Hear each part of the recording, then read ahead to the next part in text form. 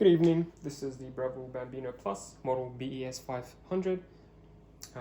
In this video, I'm going to quickly make a coffee on it, a latte, to show you all the features, teach you a thing or two about coffee making, especially if this was your first coffee machine. As you saw in the photos, the machine is basically brand new, 99% like new I said, and I really mean it. This unit has been only used for about 4 weeks. Very light scratches on the front where the cup goes in and out here on the metal tray, but honestly the machine is otherwise immaculate. And of course it comes with all the accessories as you saw in the photos, basically everything in the box with the receipt as well for the Harvey Norman warranty. So when you first turn on the machine, it's super quick, takes about 5 seconds literally to turn on from cold. That means the machine is ready. When you see the lights are on, that means the machine is ready to make a coffee, but I highly recommend you warm it up. So get your cup, get your portafilter, obviously it's empty at the moment, put it in and press the double button. This is going to run a double shot of hot water that's going to warm up your group head, your portafilter and your cup in one go, and it's also going to remove any coffee grounds or oils that are stuck in the shower screen. It's a bit of a two birds one stone situation.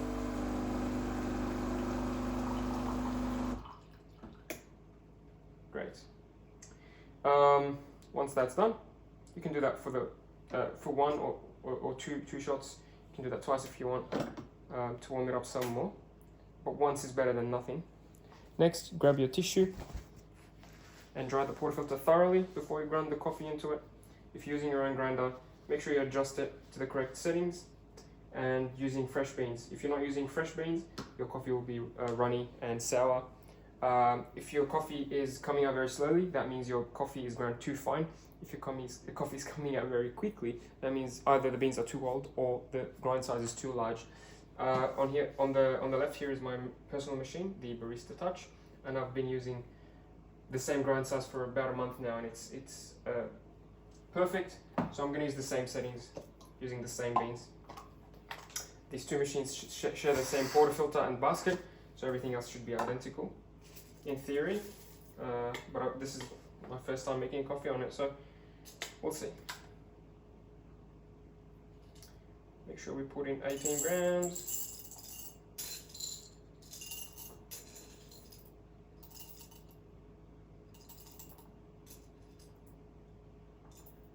Perfect, that's exactly 18 grams.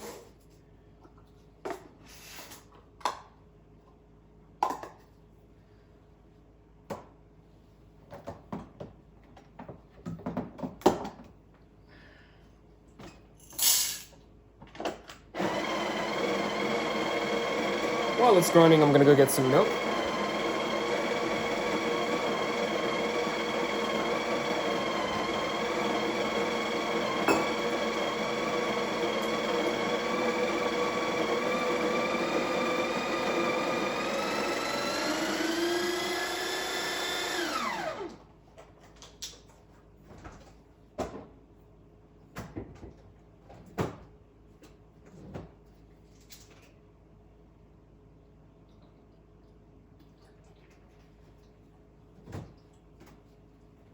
Okay, I filled my milk jug about halfway with cold full cream milk. Grinder's done, 18 grams, perfect. So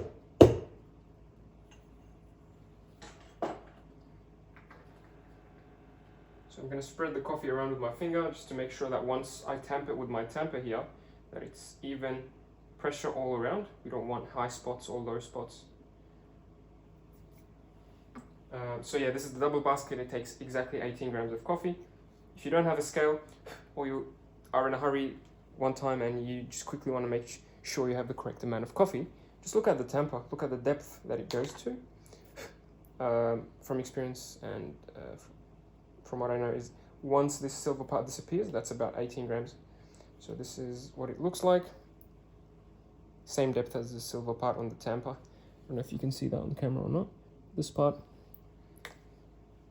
sits flush with the rim. Make sure it's clean all around the rim, and lock it in. Just in the middle position. You don't have to go all the way to the right. That's fine.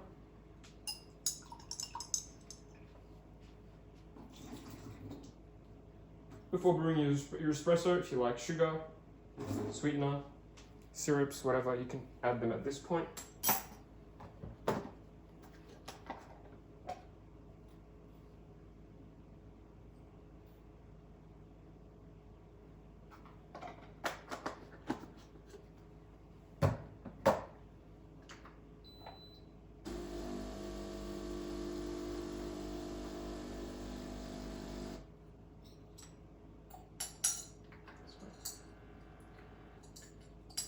So we measured the input, that was 18 grams. We want to measure the output as well. I'm going to be using the factory settings. I'm not going to mess too much with this with the input and output. I'm just going to show you what it comes with because I just literally reset it to factory settings. But my recommendation is once you receive the machine and you have your own grinder and beans ready, recalibrate the buttons to give you a 2-to-1 ratio. Meaning for every gram of coffee you put in, 2 grams of coffee out. So we put in 18, we want to get 36 out. So if we get anything around 35 to 40, I'll be happy. If we get more or less, then you should adjust your grinder accordingly. So if you get too much coffee, actually no, we should be getting 36 grams in 25 seconds, I should mention as well. If that dose of 36 grams espresso comes out in much longer than 30 seconds, for example, 40, 50 seconds, then that means it's brewing too slowly. If we get the 36 grams in only like 10 or 20 seconds, that's too quick. Should be about 25 to 30 seconds to get 36 grams. Hopefully that's not too complicated. Just to keep it simple, I'm just going to use the buttons as is. And once you get the machine, adjust the button so you can get the correct amount of coffee. But we'll see. Press the double.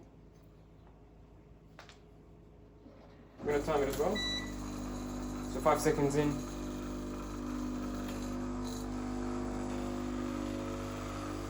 Looking good. It's a nice smooth flow.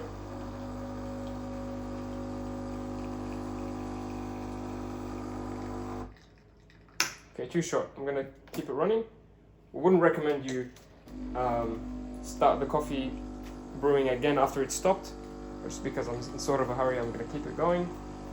So that's 35 seconds there. We did stop it halfway, so what this tells me is either my beans are ground too fine for this machine, or this button is programmed too short from factory. So you could go into the settings and reprogram that. That is 40 grams. I mean, it's not too bad. It just needs a recalibration of the button. So I would go in the settings and adjust the length of this button to a bit longer. So this is the shot. Smells really juicy, looks really good. I'm happy about the timing, it's just that we have to increase the volume here. That's fine. Once that's done, get your portafilter and knock it into the knock box if you have one. This sort of basket is really easy to clean. And then give it a flush. This will also clean the portafilter as well as the shower screen on top.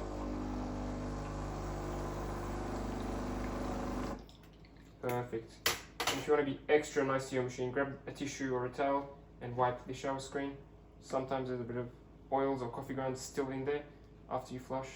But if you're flushing, then you're already doing the right thing. It's good to give it that extra bit of cleaning if you have a brush or a tissue. Yeah, it looks good. I'm going to dry it and keep it on the side. You don't have to lock it in after a coffee. You can let it dry, air dry. Some people like to lock it in. You don't really have to do that. Unless you are short on space, you can just put it on top if you want, which I might do. Cool, that's done. Keep the machine nice and dry so you don't get any water spots on it. Next is the steaming. So this is an automatic wand. I've got my milk ready here as we discussed. I'm using cold milk. It will froth better if it's cold, as a matter of fact. And you've got the settings here. So you've got you can use the wand in manual mode like this and froth like a barista to learn the technique, you know, angle the jug, etc. Or you can use automatic. So with automatic, you've got, I believe, 3 temperature selections and 3 froth selections. I'm going to keep them on the default, which is 1 and 1. So lowest amount of foam and the lowest amount of temperature. Actually, let's put it in the middle, just so we can have an idea, so that if we get too much froth next time, we can go up. If we get too little, sorry, if we get too much, we'll go down. If we get too little, we'll go up. I haven't used the Bambino in a while, so yeah, let's see what it can do. Place the jug on the temperature probe right there, which is obvious, and then press the steam button. It'll handle everything. Just make sure as it's doing that, make sure you have a tissue or a towel to wipe the wand afterwards. I've got the tissues here, I'll repurpose them. If you want to be extra efficient, you could do the portafilter cleaning while it's steaming. So you can, get your jug, start steaming, and then clean the coffee from this portafilter here. It just means they have to wait a bit before you can flush it again, which is fine, I guess. If you're not making another coffee, don't lock it in all the way so you don't put pressure on that rubber seal. You don't want to squeeze it the whole time. Just a little bit is fine. Looking really good, if I'm being honest. It's just about hot enough. It'll stop on its own, I guess. So it's the middle temperature setting. It looks like 60 degrees, if my thermometer is correct. This is about 60 degrees Celsius, 65-ish. So it's done. Stop steaming, that's how you know it's done. Get the towel and wipe it straight away with a tissue or towel that you have. If you wait a bit too long, it will start drying on the wand and it will be really tough to remove later on. So clean it as soon as you take out the milk is my recommendation. Perfect, and then I believe when you push it down it should clean itself. There we go. It may make a bit of a mess. That's one of the disadvantages of these automatic machines. My Barista Touch is the same. It will blow air when it's done and it will make a mess. So that's the only thing you have to pay attention to. Give that a wipe and make sure you keep that temperature sensor there dry as well. Either when you're steaming or when you're making coffee, just make sure you keep it dry. And that's done. That is quite a thick texture, giving us a lot of foam. So maybe if you want a thinner latte, go to the first setting instead of the second setting. But yeah, this is fine. I think if you're skilled enough, you can maybe do latte art with this froth, maybe the one below it. But this looks good to me. A few bubbles. When you see the bubbles, just knock the jug on the counter to break them. And then swirl it around to mix it up. You don't want the milk to separate. Don't let the milk sit out for too long, otherwise it will separate. Mix the crema, mix the sugars or syrups, whatever you add to your espresso. Oh, it tastes really good.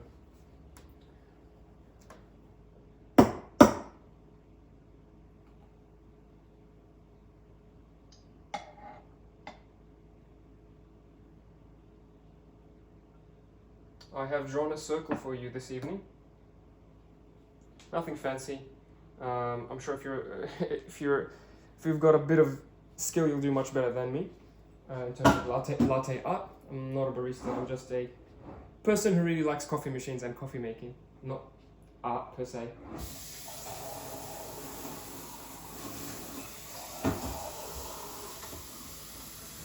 I'm fairly confident that if I were to use the first